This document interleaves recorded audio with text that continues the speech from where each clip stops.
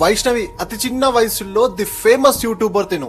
ఇప్పుడు ఈ అమ్మాయి లేదు, చనిపోయింది. ఈ అమ్మాయితో పాటు ఈ అమ్మాయి కడుపులో ఉన్న బేబీ కూడా చనిపోయింది. ఈ చనిపోవడానికి కారణం ఎవరు అనుకుంటున్నారు? ఎవరు కాదు, వాళ్ళ భర్త.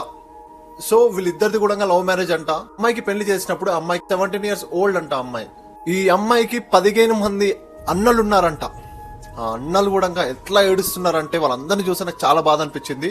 వాళ్ళ విలేజ్ లో ఉన్న ప్రతి ఒక్కరు కూడా అసలు వాడు కనిపిస్తే మాత్రం వాడిని చిత్త కొట్టుడు కొట్టేస్తామని అంటున్నారు.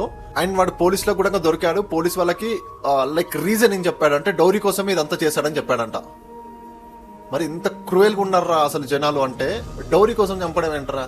ఇలాంటివి చూస్తేనేమో పేరెంట్స్ అమ్మాయిలు ఇవ్వాలంటే భయపడుతున్నారు. అమ్మాయి కోసం పురుగుల మందు తాగి చనిపోతా అన్న అబ్బాయి వాళ్ళ పేరెంట్స్ అయ్యో పాపం చనిపోతాడంట పురుగుల మందు తాగి అని చెప్పేసి పెళ్లి చేస్తే ఆ అబ్బాయే ఈ అమ్మాయిని చంపేశాడంట. నేను పేరెంట్స్ అందరు కూడా ఒకటి చెప్తున్నాను, మీ అమ్మాయి కోసం నేను చనిపోతా అని చెప్పేవాడికి అసలు పిల్లనివ్వద్దు. మీ అమ్మాయి కోసం నేను ఎంత వరకు వస్తానో మీతో కొట్లాడి తీసుకెళ్తా అంటాడు, అట్టటి వాడికి ఇవ్వండి.